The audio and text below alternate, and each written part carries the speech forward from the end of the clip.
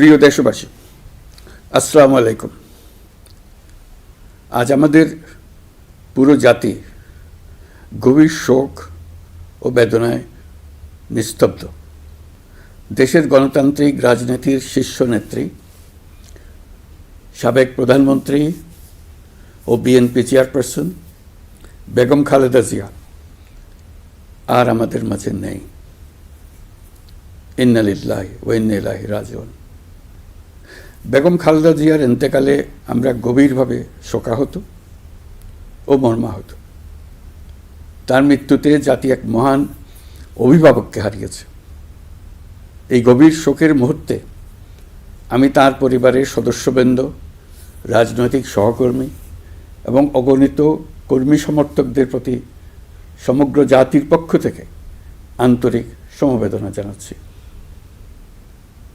মহান আল্লাহর কাছে আমার প্রার্থনা, তিনি যেন আমাদের সবাইকে এই গভীর শোক কাটিয়ে ওঠার শক্তি দান করেন। বেগম খালেদা জিয়া ছিলেন বাংলাদেশের রাজনীতিতে এক পরম মহিমান্বিত ব্যক্তিত্ব। গণতন্ত্র, বহুদলীয় রাজনৈতিক সংস্কৃতি এবং জনগণের অধিকার প্রতিষ্ঠার সংগ্রামে তার অসামান্য ভূমিকা ইতিহাসে অম্লান হয়ে থাকবে। স্বৈরাচার ও ফেসিবাদের বিরুদ্ধে তাঁর আপসহীন নেতৃত্ব বারবার জাতিকে গণতন্ত্রহীন পরিস্থিতি থেকে উত্তরণের পথ দেখিয়েছে এবং মুক্তির প্রেরণা জুগিয়েছে। দেশ ও জাতির প্রতি তাঁর সমুজ্জ্বল অবদান জাতি চিরকাল শ্রদ্ধার সাথে স্মরণ করবে। তাঁর দীর্ঘ রাজনৈতিক যাত্রা, গণমুখী নেতৃত্ব এবং প্রিয় মাতৃভূমির স্বাধীনতা ও সার্বভৌমত্বকে সমুন্নত রাখতে তাঁর অবিচল ভূমিকা অবিস্মরণীয় হয়ে থাকবে।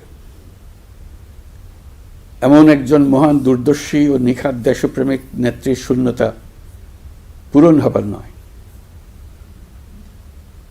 প্রিয় দেশবাসী, এই শোকাবহ মুহূর্তে আপনাদের প্রতি আমার উদাত্ত আহ্বান, আসুন আমরা সবাই যার যার অবস্থান থেকে মহান আল্লাহর দরবারে বেগম খালেদা জিয়ার বিদেহী আত্মার মাগফিরাত কামনা করি।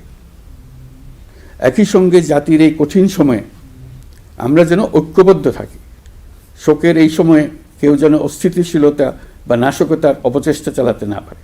এবং আগামীকাল তার নামাজে জানাজার দিনে একদিনের সাধারণ ছুটি ঘোষণা করছি।